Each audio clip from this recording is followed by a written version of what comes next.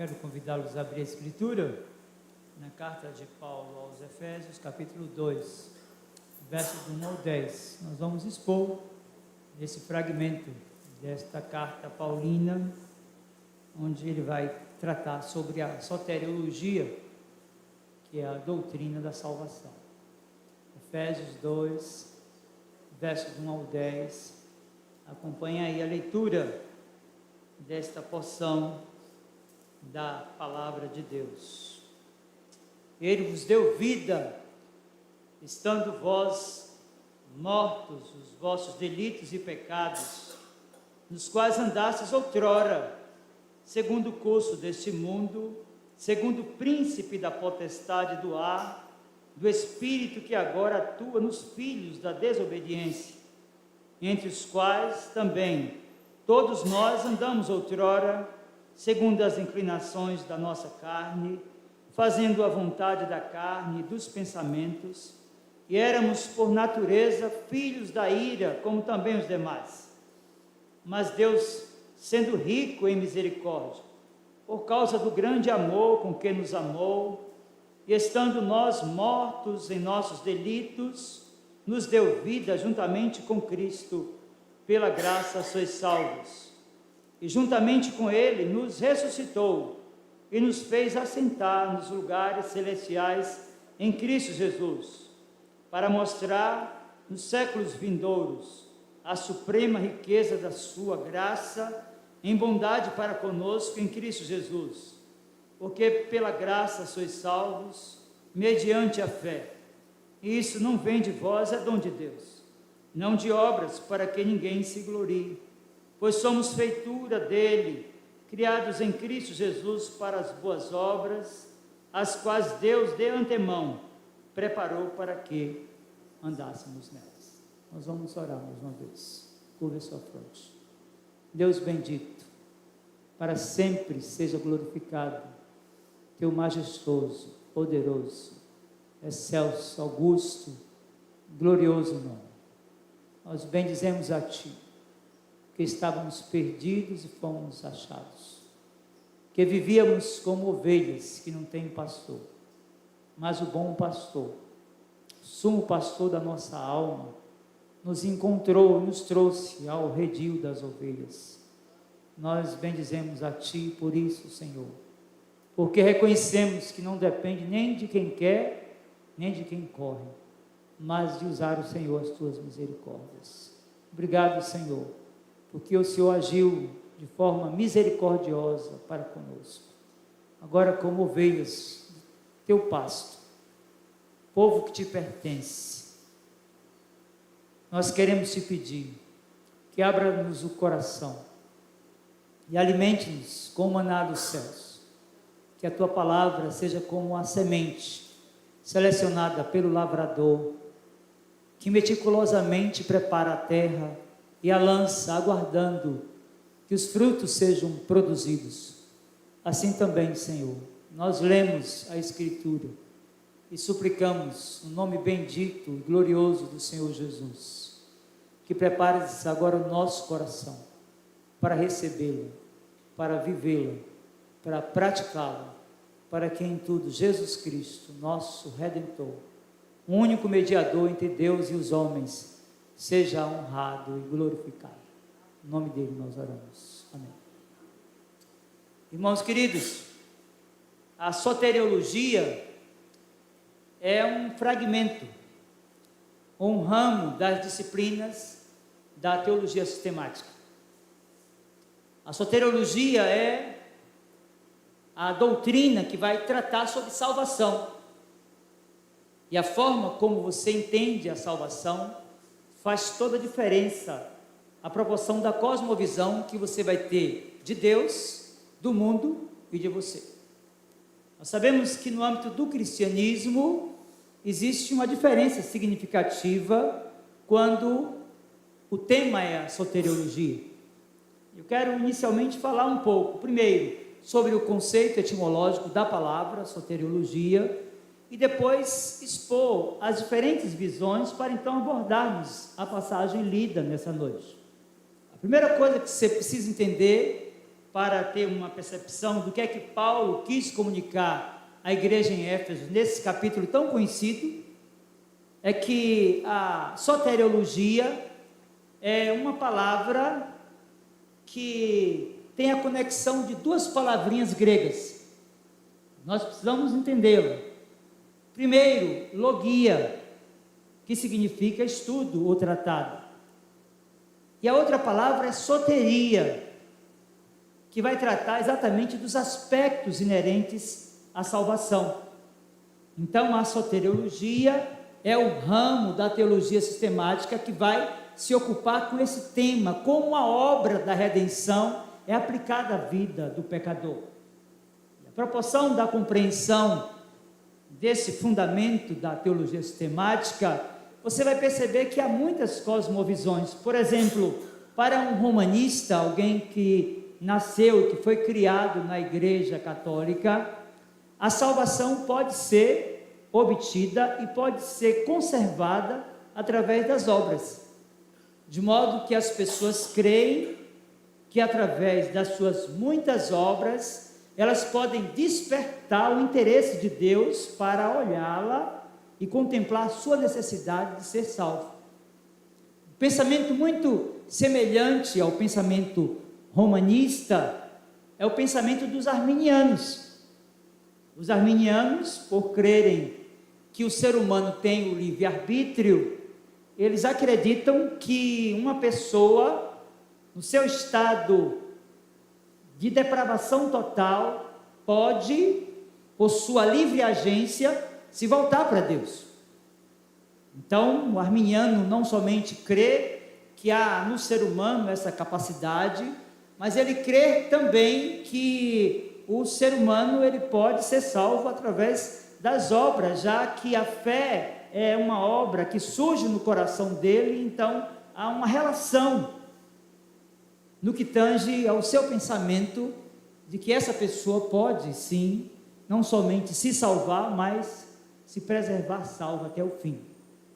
Meus irmãos queridos e amigos, diferentemente do pensamento romanista e das igrejas arminianas, o pensamento dos calvinistas e das igrejas reformadas colide de forma frontal com essa ideia, tanto romanista quanto dos arminianos.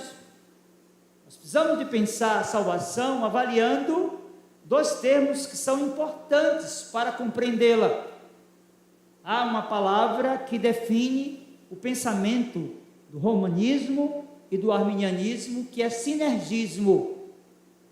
No sinergismo, a pessoa contribui com a salvação. É dela a capacidade de crer. Nós não pensamos assim.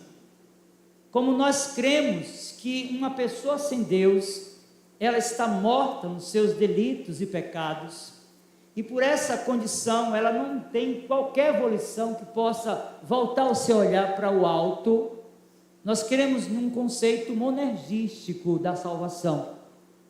A ideia monergística é a ideia de que Deus é quem efetua em nós tanto o querer quanto o realizar. Então, no pensamento das igrejas reformadas, não há qualquer participação do ser humano nesse processo ou no ato pelo qual alguém tem os seus sentidos despertados e passa a crer na pessoa de Jesus Cristo como seu único mediador e salvador. É importante nós pensarmos sobre isso de forma especial, porque Paulo está tratando sobre esse assunto aqui, nesse capítulo 2, tão explorado e tão conhecido da igreja. Mas antes da abordagem textual, nós precisamos de compreender um pouco daquilo que está no entorno desta carta.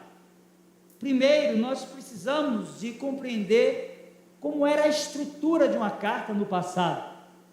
Paulo, por exemplo, escreveu 13 cartas.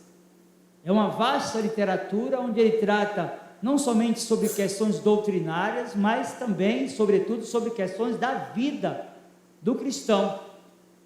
E as cartas de Paulo, bem como as cartas gerais, seguem o mesmo padrão. Se você folhear, por exemplo, esta carta, especificamente, que ele produziu à igreja em Éfeso, você vai perceber que a estrutura dela está montada da seguinte forma. Primeiro, no verso 1 você tem o autor, e Paulo se define como autor dessa literatura. Segundo, nesse mesmo verso, e também no verso 2, você tem os destinatários. Depois, você tem nessa mesma estrutura uma saudação, que é muito comum. Paulo, por exemplo, gostava de saudar as igrejas com 3 palavras: graça, misericórdia e paz. E dentro dessa estrutura ainda você tem o conteúdo, que está subdividido em uma introdução, em um desenvolvimento, em uma conclusão. É como uma redação do Enem. Dessa mesma forma, o texto que nós vamos expor essa noite é o texto que faz parte do desenvolvimento dessa carta. Paulo está tratando sobre salvação. Me parece que o pensamento paulino aqui é efetivamente um pensamento monergístico. Na visão de Paulo, na sua cosmovisão soteriológica, há uma concepção de que o homem, numa condição natural, está morto nos seus delitos e pecados e, portanto, nada pode fazer por si. É por isso que esse fragmento desta carta de Paulo aos Efésios, capítulo 2, versos do 1 até o 10, ele vai tratar primeiro, dos versos do 1 até o 3, sobre a realidade do ser humano sem Deus. Eu quero falar um pouco com vocês nessa noite sobre qual é a realidade do ser humano sem Deus, à luz da própria passagem. Volte o seu olhar aí para o verso de número 1 e perceba que Paulo afirma que a realidade do ser humano sem Deus, em primeiro lugar, é de morte espiritual. Meus irmãos, para nós compreendermos o pensamento paulino, nós precisamos também compreender o sentido etimológico da palavra morte, que é traduzida no vernáculo, ou seja, na nossa língua, a proporção de 3 conceitos, tanto do Antigo quanto do Novo Testamento. Por exemplo, se você pensar em morte, você vai pensar do ponto de vista da nossa sociologia. E a morte é quase sempre definida, no âmbito sociológico, como a separação da alma do corpo. Esse é apenas um conceito de morte. Nós temos na Escritura, no relato da queda, lá em Gênesis capítulo 3, pelo menos 3 conceitos de morte.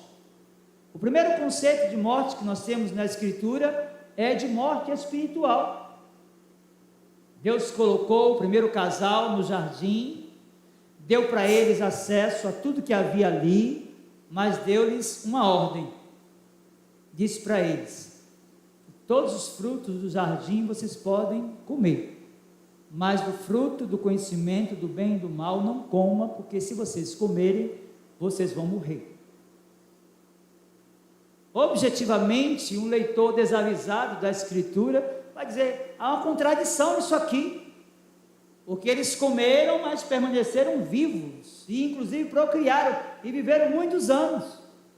Meus irmãos, é nisso aqui, nesse relato do Gênesis 3, que nós temos o primeiro conceito de morte, que é de morte espiritual.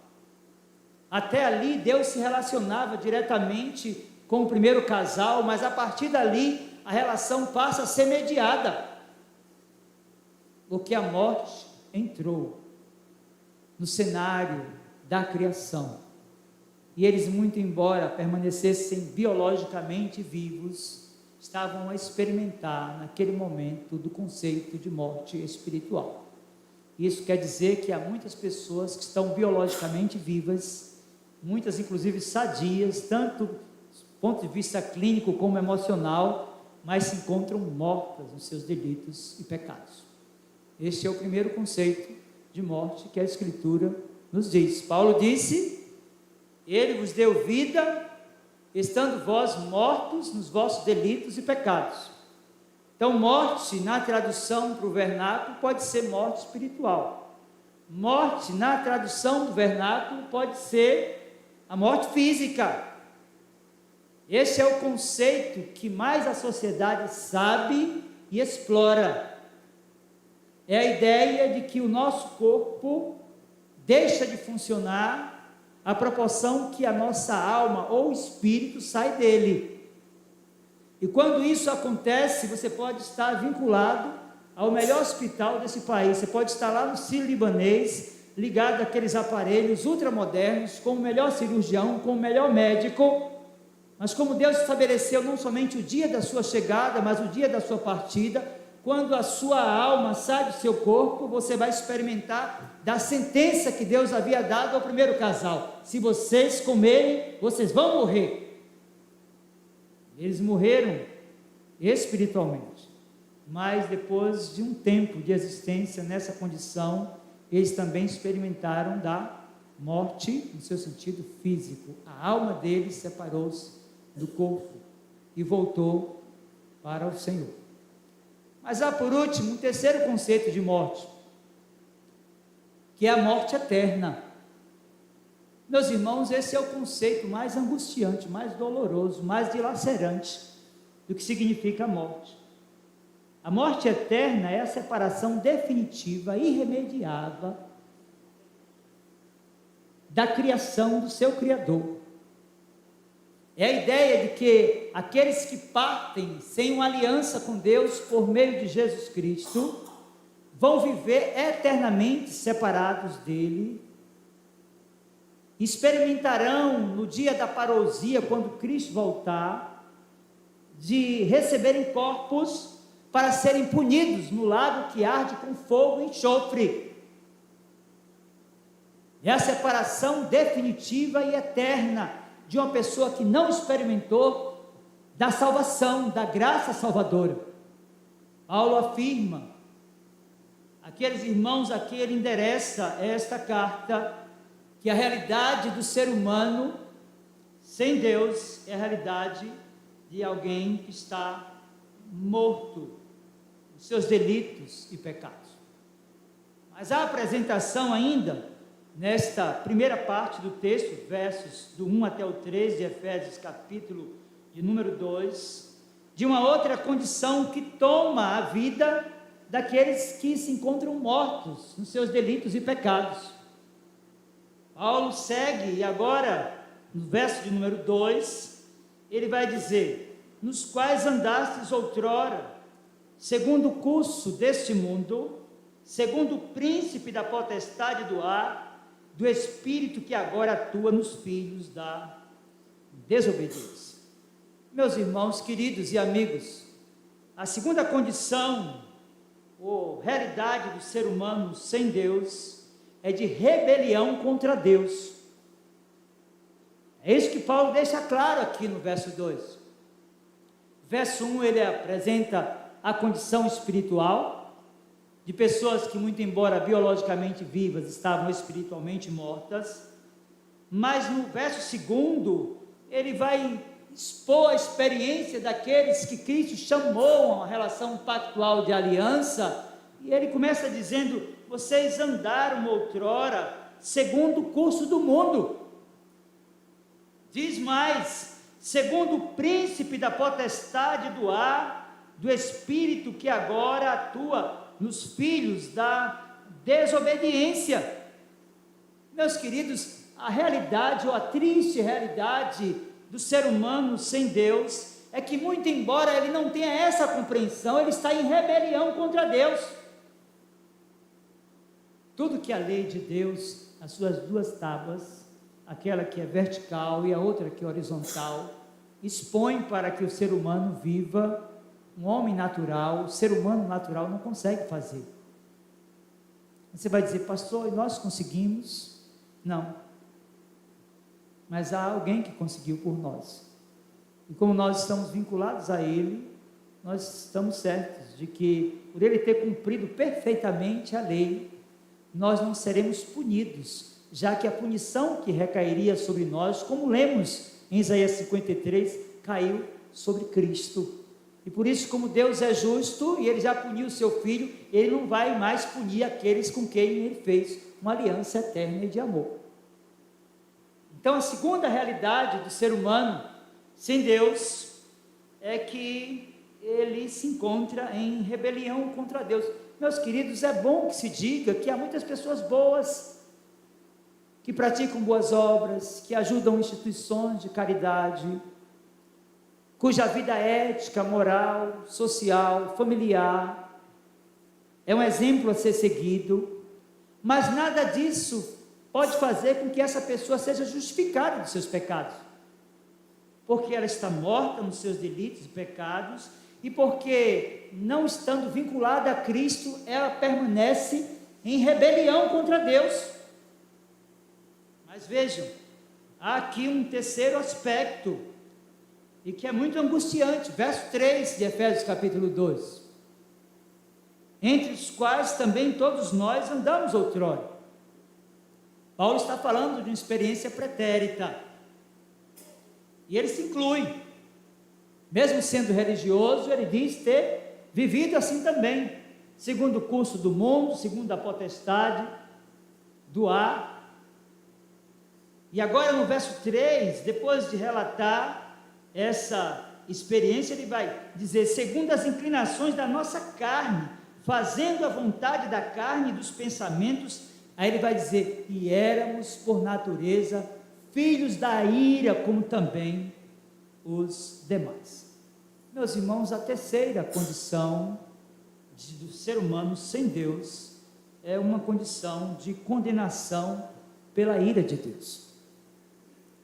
Se fala muito do amor de Deus, da misericórdia de Deus, da graça de Deus, da bondade de Deus, da longanimidade de Deus, mas muito pouco se fala sobre a ira de Deus. Isso foi diferente no passado. Um pastor congregacional chamado Jonathan Edwards, ele pregou um sermão cujo tema foi pecadores nas mãos de um Deus irado. Quando ele expunha o 7º ponto da sua mensagem, as pessoas que estavam no auditório começaram a se abraçar nos pilares, porque elas estavam angustiadas pelos seus pecados e temiam que a ira, a justa e santa ira de Deus recaísse sobre elas.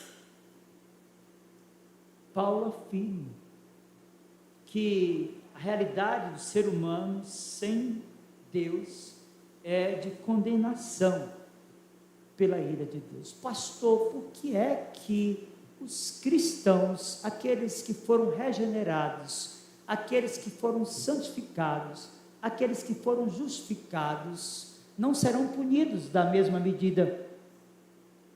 Porque Deus já puniu seu filho, e por ter punido seu filho, Ele não punirá a você, muito embora você mereça, como eu mereço também, a punição.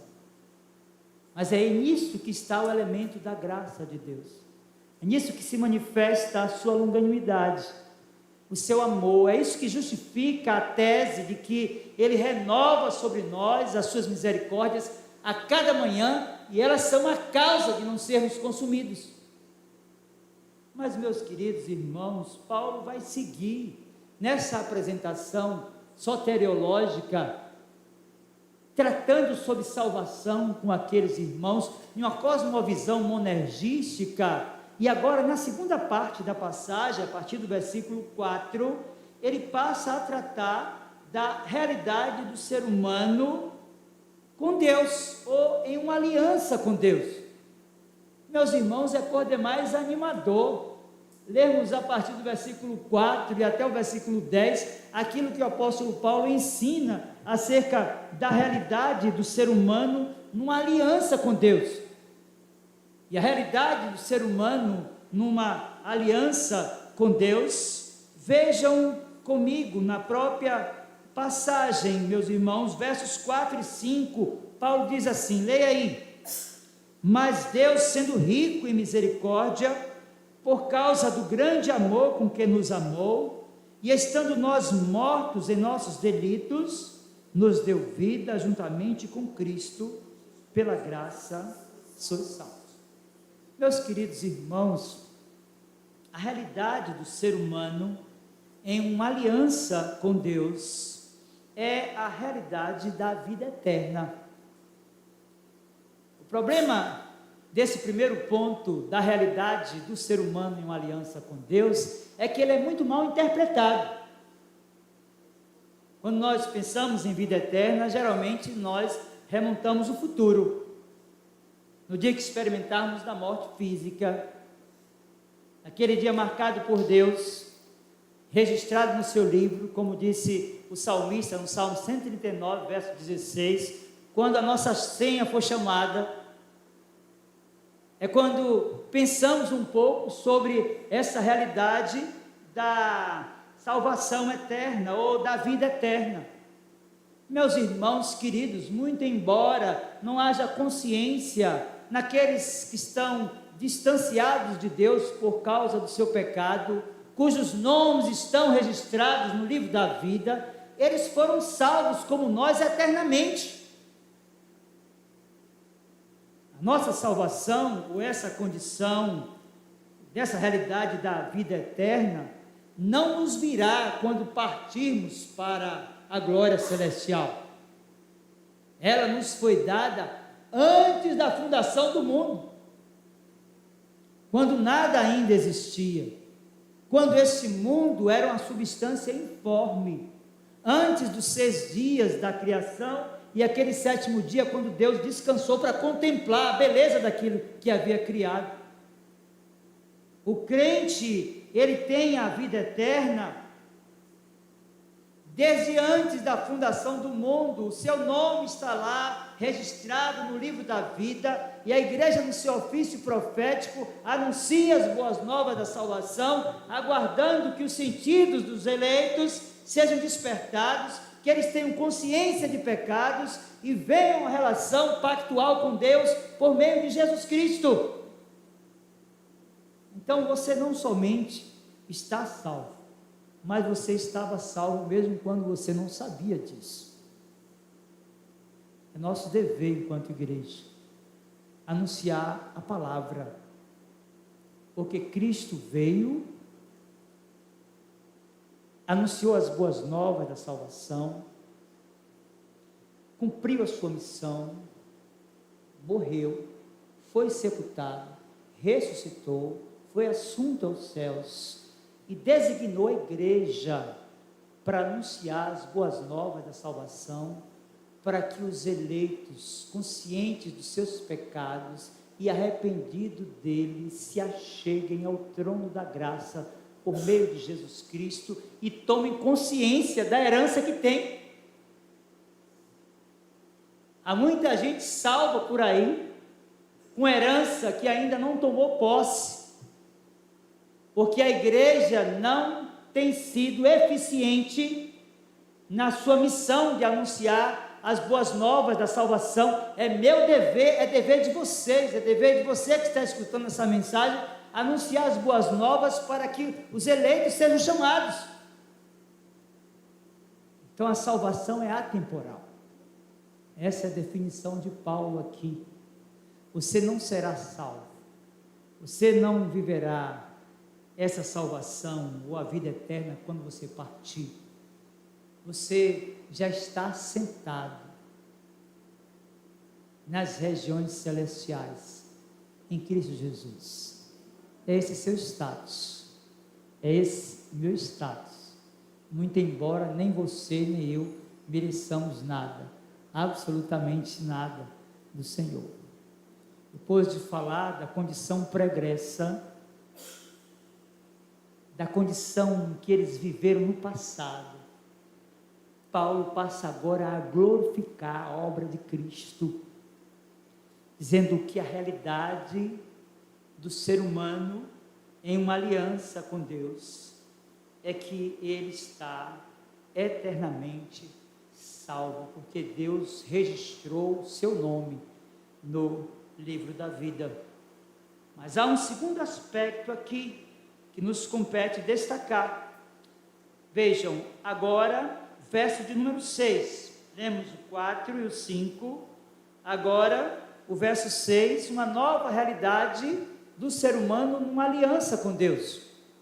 O 6 diz: e juntamente com ele nos ressuscitou e nos fez assentar nos lugares celestiais em Cristo Jesus. Meus irmãos queridos e amigos, a segunda realidade do ser humano em uma aliança com Deus é de ressurreição eterna. E nesse íntere há também, de igual modo, uma incorreta interpretação do que é que significa ressurreição. Quando pensamos em ressurreição, nós só imaginamos e aguardamos a parousia.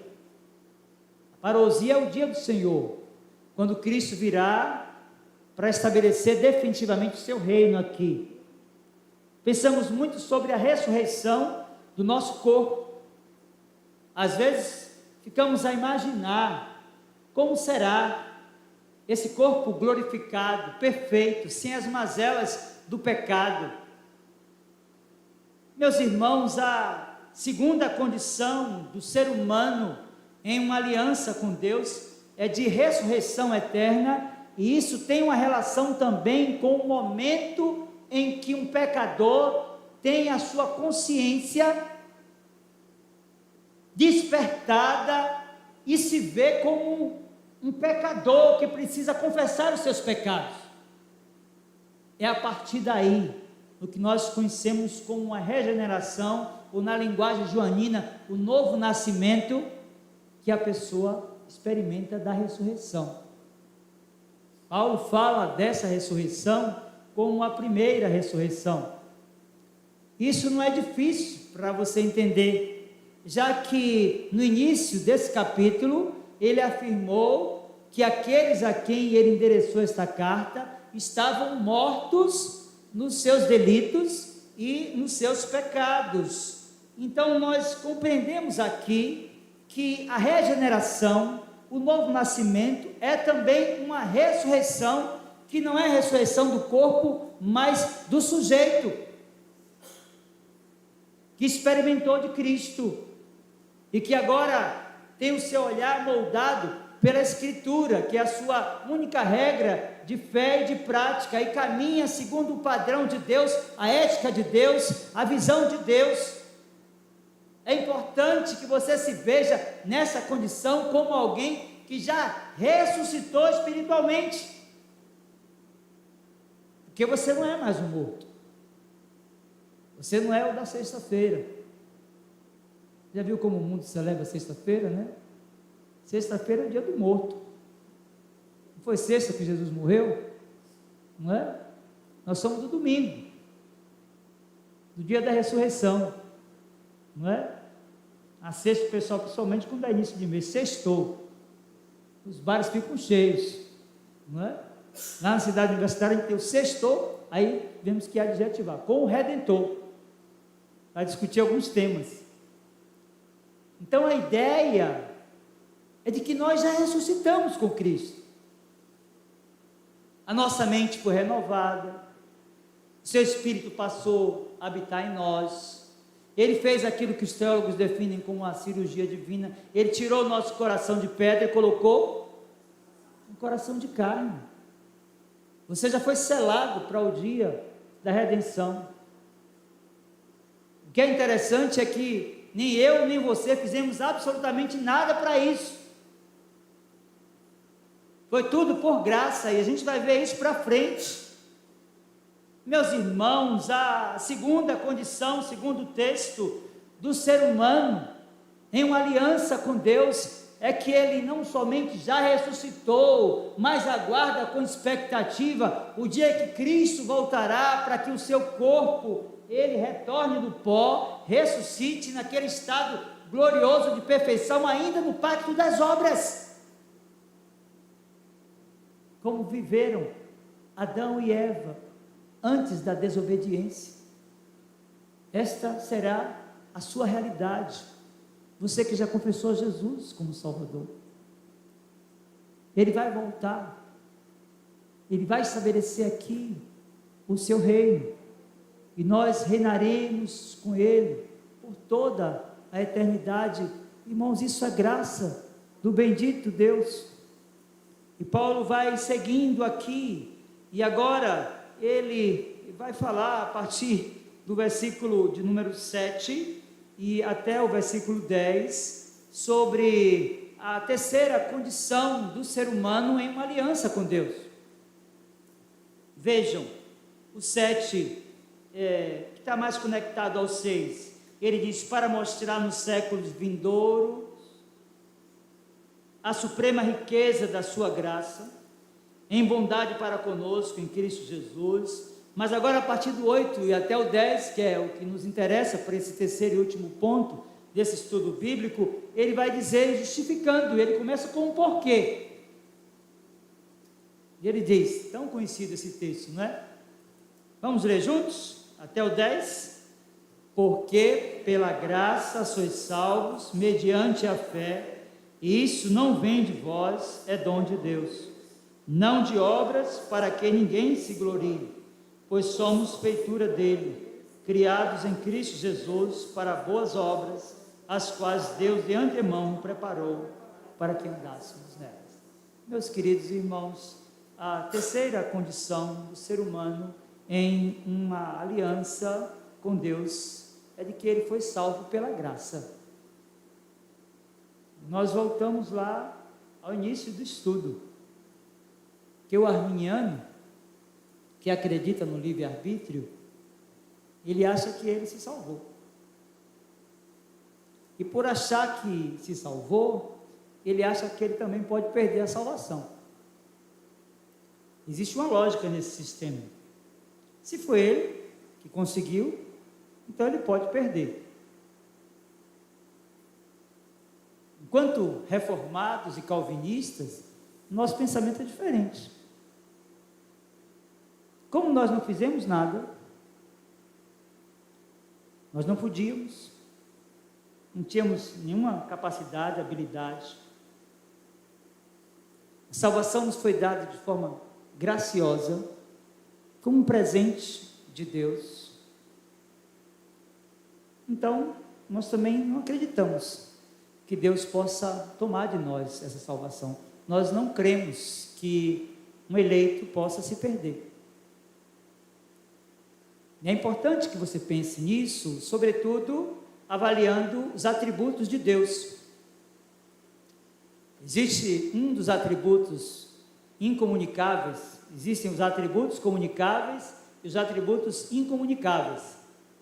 O atributo incomunicável de Deus, que se aplica a essa realidade aqui, desse terceiro ponto, é objetivamente aquele que nos traz segurança, que é a sua imutabilidade. E o livro da lei diz que Deus não é homem para que minta, nem filho do homem para que se arrependa. Se ele fez uma aliança com você, se você experimentou dele, se a sua mente foi renovada, se você foi selado pelo Espírito, se o seu coração de pedra foi tirado e foi colocado em você um coração de carne, se você está em pleno processo de desenvolvimento do seu caráter cristão, de santidade, saiba que você é um eleito. Saiba que você não fez nada para ser salvo, nem poderá fazer absolutamente nada para se perder. Alguém pode dizer, mas pastor, eu conheço tanta gente boa, passou na igreja, gente até que exerceu cargos importantes, tantos anos, pregava a Bíblia, como ninguém, e de repente saiu, e morreu nessa condição de rebelião contra Deus. E aí, pastor, isso é tão simples de entender, mais simples do que você imagina. Nem todo que diz Senhor, Senhor, entrará no reino dos céus. A igreja que nós vemos, que é definida como a igreja visível, não é a igreja que Cristo vê, que é a igreja, a definição de igreja invisível. Cristo olha e vê aqueles com quem ele tem uma aliança. E na sua imutabilidade, Deus os conserva, mesmo quando eles se tornam débeis na fé. Porque o eleito verdadeiro, aquele que experimentou de Cristo, aquele que foi regenerado, aquele que foi santificado, aquele que foi transformado pelo poder da palavra, ainda que possa andar em vales, ainda que possa se distanciar, ainda que possa se afastar, ele vai voltar.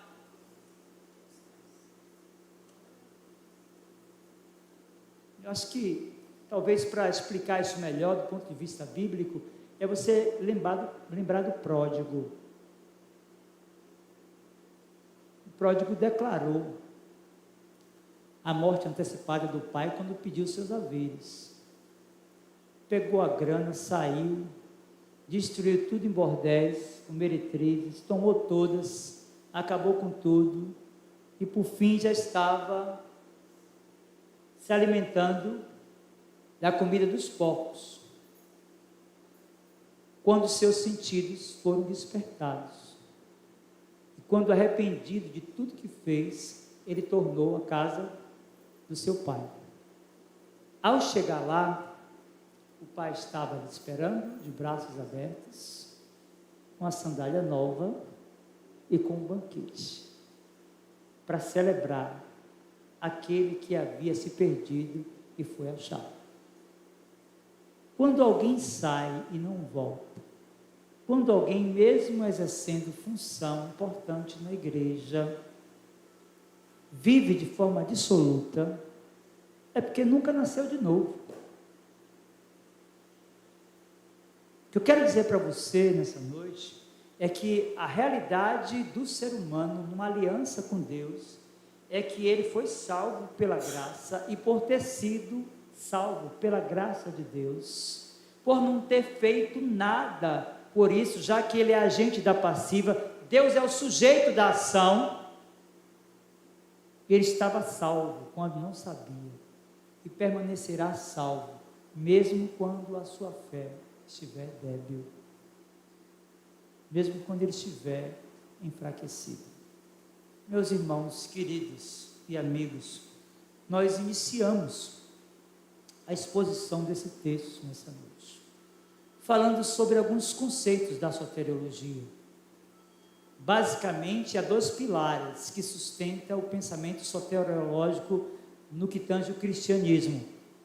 Você tem um pensamento de que alguém pode ser salvo pelas obras, que envolve tanto as igrejas arminianas como as igrejas romanistas, ou a igreja romanista, e você tem o pensamento das igrejas reformadas, que entende que alguém só pode ser salvo pela graça de Deus. Quero concluir esse estudo bíblico perguntando para você qual é a sua condição hoje à noite. Porque nós apresentamos aqui, versos do 1 até o 3, a realidade do ser humano sem Deus. E você precisa, antes de sair daqui, ou você que me escuta através da internet, está tendo acesso agora a esta mensagem, fazer uma avaliação de qual é o seu status. Porque tem muita gente enganada, que está boiando na igreja,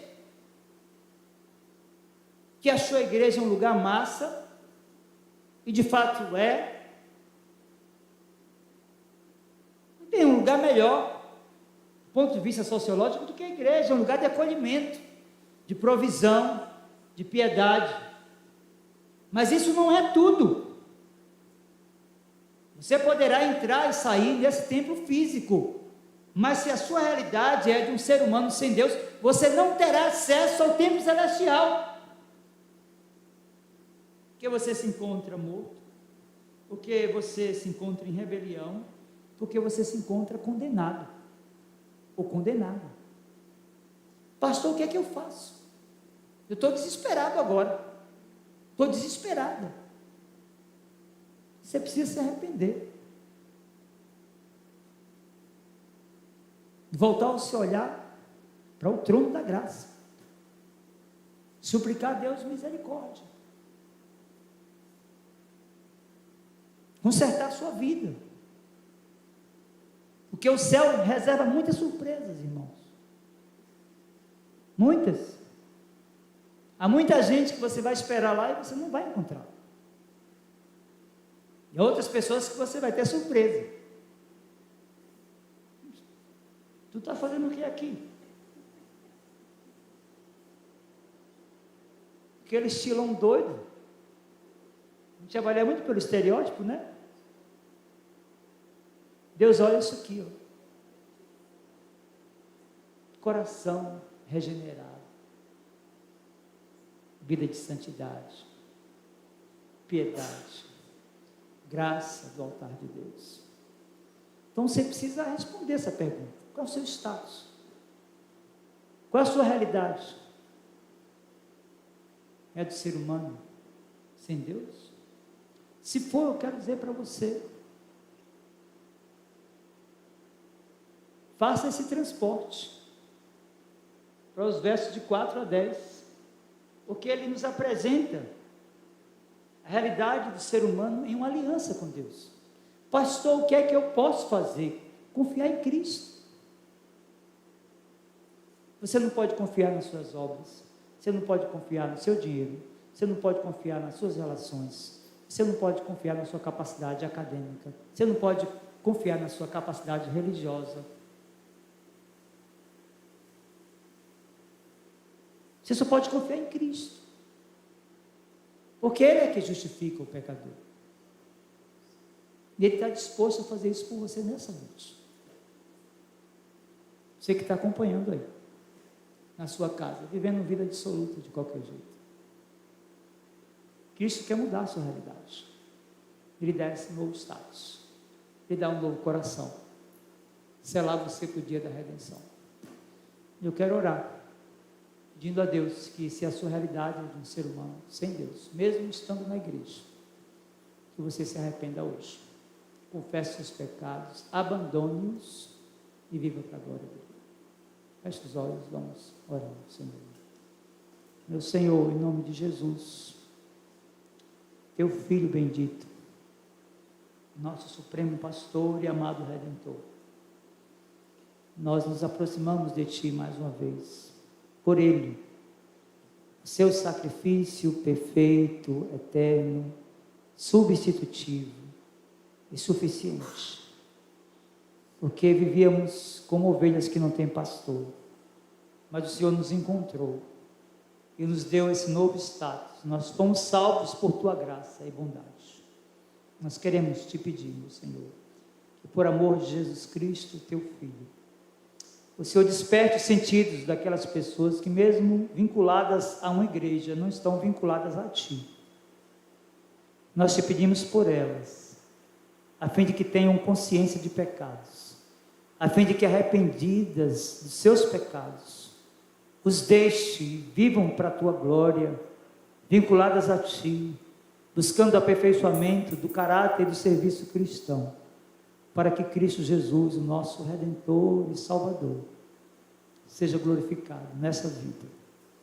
Nós Te pedimos também, Senhor, pelos irmãos queridos que estão aqui e aqueles que nos escutam pela internet, que perderam o rumo na caminhada, mas que Te pertencem, que foram selados para o dia da redenção e que em algum momento da vida abdicaram de buscar a Tua face, já não conseguem mais ler a palavra, já não tem mais vida de oração, interesse nas coisas do alto. Deus, que esta noite seja uma noite de renovação, que o Senhor visite a Tua igreja, desperte os Teus filhos, para que em tudo, meu Senhor, Jesus Cristo, nosso Senhor e Supremo Pastor, seja exaltado e glorificado. No nome dele nós oramos. Amém.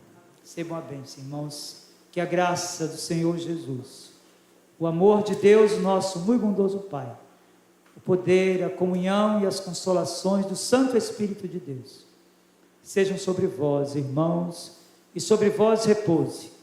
Assim vos abençoe o Deus Pai, Filho e Espírito Santo. Amém. Pode sentar, meus irmãos. Muito bem, vocês têm algum aviso? Vamos orar pelo reverendo Leandro, que está em viagem e logo estará retornando à igreja. Não é? No domingo segue os trabalhos normais, às 9 horas nós teremos aqui o culto com o reverendo Elton Vinícius, que estará pregando e ministrando o estudo da escola dominical, e à noite, às 18 horas, também culto público e solene. Tá bom? Deus os abençoe e os guarde por seu poder.